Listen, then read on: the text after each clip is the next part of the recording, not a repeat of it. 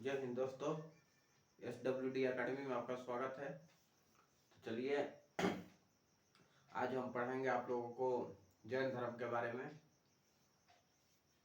महावीर स्वामी के बारे में। अगर वीडियो अच्छा लगे तो चैनल को सब्सक्राइब कर लाइक कीजिएगा और दोस्तों को पास शेयर कीजिएगा और कमेंट करके बताइएगा कि वीडियो कैसा है। चलिए टाइम ना वेस्ट करते हुए देखते हैं जैन धर्म की ओर।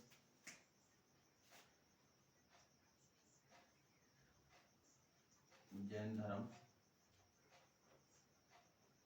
पहले तो जैन धर्म का संस्थापक कौन है? देखिए, इसका संस्थापक है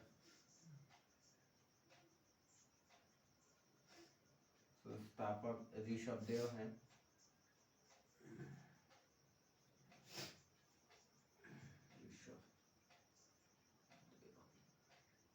ऋषभदेव और ये पहला तीर्थंकर भी थे। पहला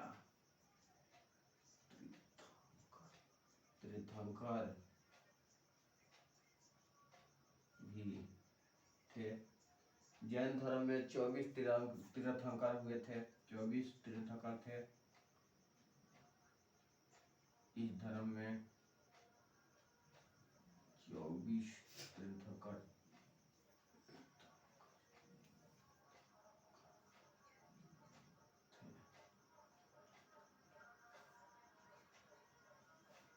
पहले तीर्थंकर का नाम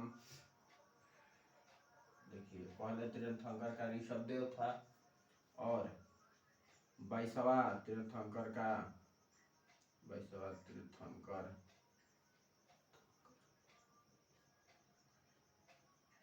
नाम 22वां तीर्थंकर, देखिए 22वां तीर्थंकर अरिस्टोनेमी था। 22वां तीर्थंकर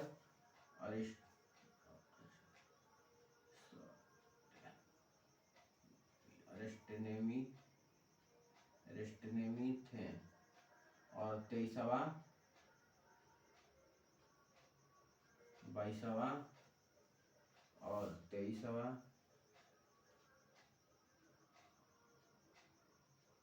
पार्थनाथ थे। देखिए पार्शनाथ,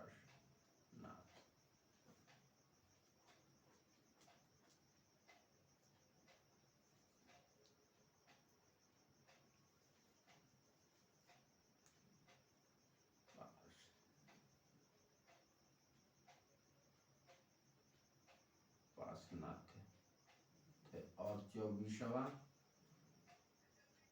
लाट तीर्थंकर जो थे महावीर स्वामी।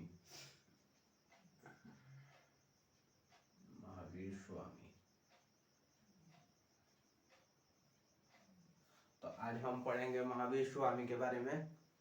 चलिए देखते हैं महावीर स्वामी की क्या क्या है। चलिए देखते हैं।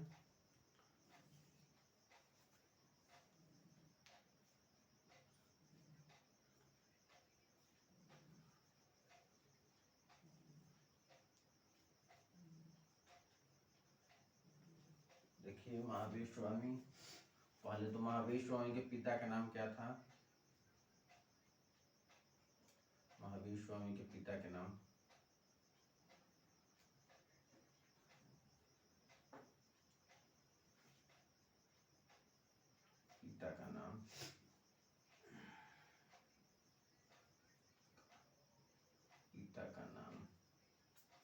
महावीर स्वामी के पिता का नाम, चलिए महावीर स्वामी के पिता का नाम सिद्धार्थ था।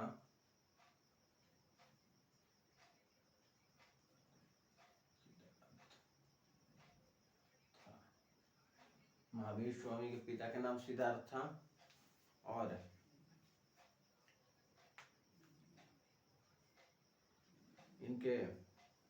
इनके माता त्रिशाला थी। माता का नाम त्रिशाला था।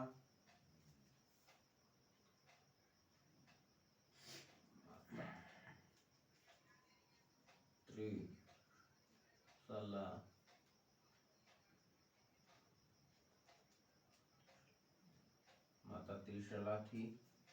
और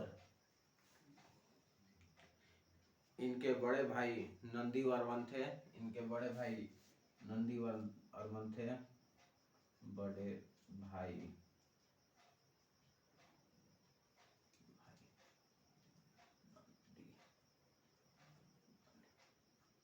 नंदीवर्मन थे। इनके बड़े भाई का नाम नंदीवर्मन था और इनके बचपन का नाम वर्धमान था। बचपन का नाम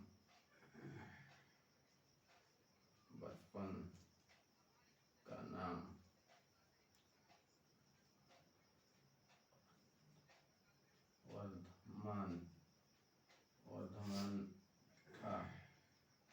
इनके बचपन का नाम वर्धमान था और इनका जन्म 540 ईस्वी में हुआ था। वर्धमान था।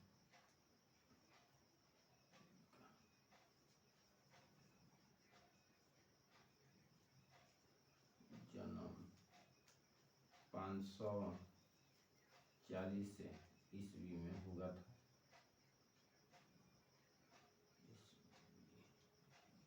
ईस्वी में हुआ था। इनका जन्म 540 ईस्वी में हुआ था। कौन सी? वैशाली के निकट कुंडग्राम में हुआ था। वैशाली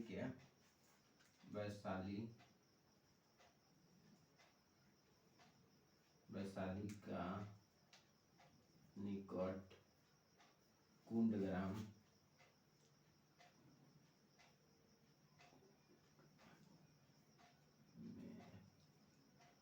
हुआ था। कुंडग्राम में हुआ था और इनकी पत्नी यशोदा थी और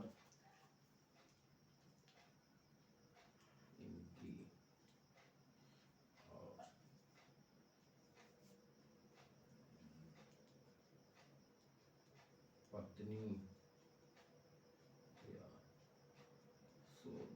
यशोदा थी। इनकी पत्नी यशोदा थी और इनकी बेटी प्रियदर्शनी, जिनका नाम अनुजी थी, की बेटी का नाम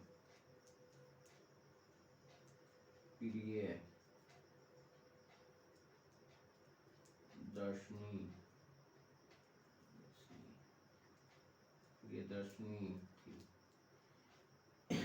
इनकी बेटी के नाम प्रियदर्शनी थी और इनका दामाद जमील था। इनका दामाद का नाम जमील था।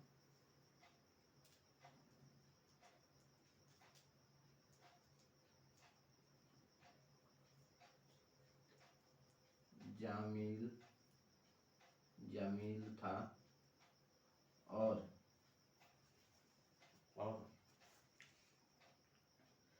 ये 30 वर्ष की आयु में इन्हें अपने बड़े भाई नंदीवर्धन से आज्ञा लेकर गृह त्याग दिए थे। ये 30 वर्ष की समय, जब इनका एज 30 वर्ष हो रहा था तो अपने बड़े भाई नंदीवर्धन से आदेश लेकर अपना गृह त्याग दिए थे। जब 30 वर्ष के थे, जब 30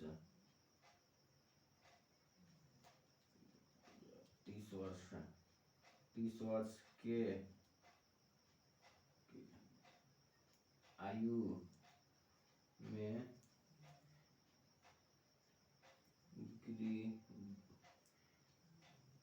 गृह त्याग दिए, यानी 30 वर्ष में अपना घर छोड़ दिए और बड़े भाई नंदीवर्धन से लेकर आज्ञा गिरी को त्याग दिए थे। तो क्वेश्चन पूछेगा किन से ये आज्ञा लेकर गिरी अपना त्यागे थे नंदीवर्धन से, नंदीवर्धन से नंदीवर्धन से आज्ञा लेकर गृह त्याग दिए।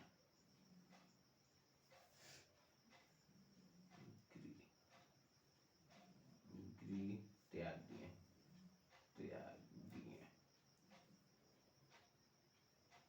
गृह त्याग दिए थे, गृह त्याग दिए। और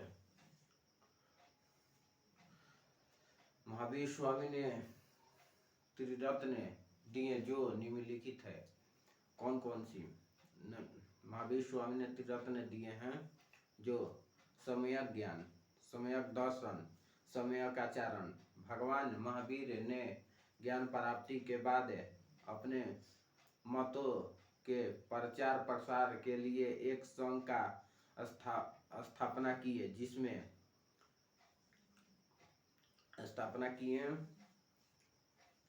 जिसमें अनुयायी थे। महावीर स्वामी ने ईश्वर के अस्तित्व को नहीं माना जिस कारण में मूर्ति पूजा और कर्मकांड का विरोध किए।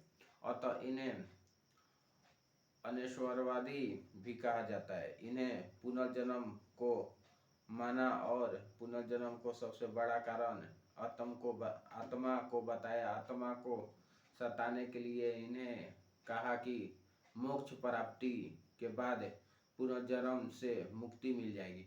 मोक्ष मतलब क्या होता है आप लोग को पता है? मोक्ष का मतलब होता है, मतलब आप लोग कहीं, जैसे कि आप लोग एग्जाम दे रहे हैं, चलिए जैसे कि आप लोग तैयारी करें एग्जाम के, आप लोग एग्जाम दे दिए यानी परीक्षा दे दिए, परीक्षा दे दिए और उसमें आपका परीक्षा रिटन निकल गया, फिर फिजिकल हो गया, फिजिकल भी आपका हो गया, क्वालिफाई कर गए, फिर मेडिकल भी क्वालिफाई कर गए, यानी तीनों क्वालिफाई करके आप सफल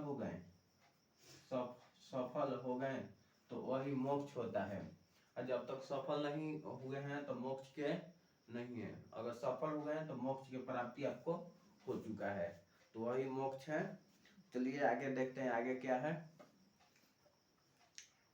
मोक्ष की प्राप्ति के बाद पुनर्जन्म से मुक्ति मिल गई। महावीर स्वामी ने अहिंसा पर सर्वाधिक बल दिया, जिस कारण उन्हें कृषि तथा युद्ध की प्रतिबंध लगा दिए। महावीर स्वामी के दिए गए उपदेश को 14 पुरी नामक पुस्तक के रखा गया, जो जैन धर्म की सबसे प्राचीन पुस्तक है। महावीर ने अपने उपदेश के अनेकत्ववाद का चर्चा की है। 72 वर्ष की अवस्था में 468 ईस्वी पूर्व पावापुरी में इनकी मृत्यु हो गई। इनकी मृत्यु कब हुई? 72 वर्ष में। चलिए देखते हैं।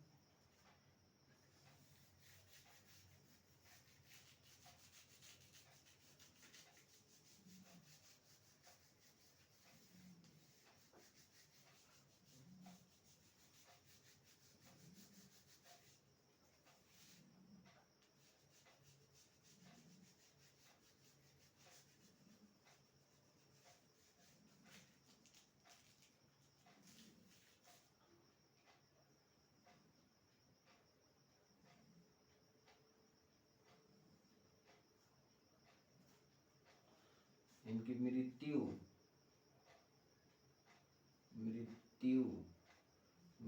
72 वर्ष के अवस्था में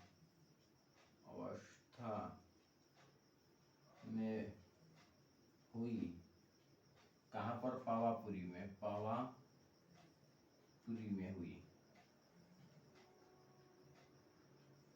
में हुई। इनकी मृत्यु 72 वर्ष की अवस्था में हुई और 468 ईस्वी पावापुरी में इनकी मृत्यु का निर्माण हो गई थी। इनकी मृत्यु 468 में हुई। 468 में हुई। कहाँ पर मृत्यु 72 वर्ष की अवस्था में इनकी मृत्यु हो गई थी और 468 में इनकी मृत्यु हो गई। और इनका जन्म कब हुआ था? 540 ईस्वी में। इनका जन्म 540 ईस्वी में हुआ और मृत्यु 468 ईस्वी में हो गया, यानी 72 वर्ष की अवस्था में इनकी मृत्यु हो चुकी थी। चलिए आगे देखते हैं, आगे क्या है। पावापुरी उस समय मौल गणराज्य के अधीन था, जिस शासक हस्तपाल था। महावीर स्वामी के बाद प्रथम उपदेश देने वाला आर्य सुधर्मी को घोषित किया गया था। महावीर स्वामी के बाद प्रथम उपदेश देने वाला आर्य सुधर्मी को घोषित किया गया। भद्रबाहु तथा सतलबाहु स्थूलबाहु इनके दो सबसे प्रिय अनुयायी थे। इनके कौन कौन अनुयायी थे? अनुयायी थे एक भद्रबाहु और स्थूलबाहु। इनके दो सबसे प्रिय अनुयायी थे। मौर्य काल में मगध पर 12 वर्ष भीषण अकाल पड़ा, जिस कारण भद्रबाहु अपने अनुयायियों के साथ दक्षिण भारत में कर्नाटक चले गए। इन्हीं के साथ चंद्रगुप्त मौर्य आए थे। चंद्रगुप्त मौर्य किनके साथ आए थे? दक्षिण भारत में आए थे और कर्नाटक के श्रवण बेलगोला में श्रीकृष्ण के प्राण त्याग दिए थे। कर्नाटक के श्रवण बेलगोला में संलेख में प्राण त्याग दिए थे। इस भीषण अकाल में भी स्थूलबाहु तथा इसके अनुयायी मगध में ही रुके रहे। जब अकाल खत्म हो गई तो भद्रबाहु मगध लौट आया, किंतु इन दोनों में विवाद हो गया था। इन दोनों में विवाद हो चुका था और जबकि स्थूलबाहु ने नेतृत्व वाले लोग श्वेत वस्त्र धारण करने लगे, जिसे श्वेतांबर कहा गया। जैन धर्म के विस्तृत प्रचार के लिए दो जैन संगीतियाँ हुई। पहली जैन संगीति 300 ईस्वी में पाटलिपुत्र में हुई थी। पहली जैन संगीति कब हुई थी?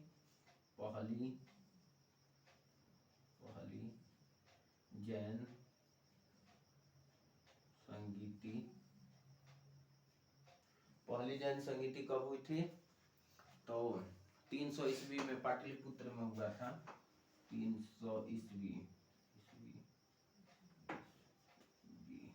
में पाटलिपुत्र में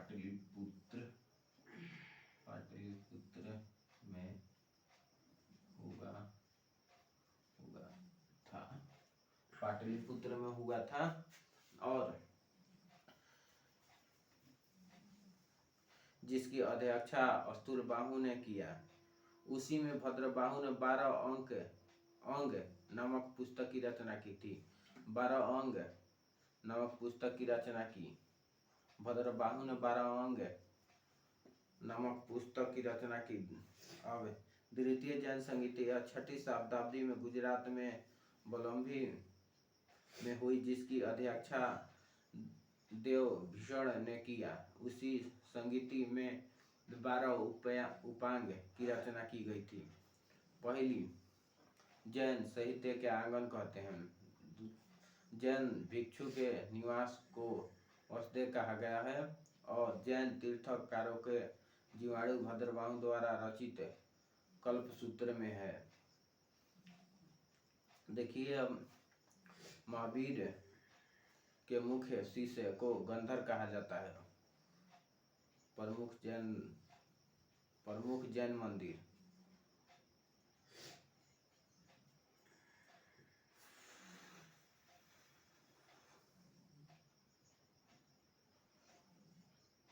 देखिए 12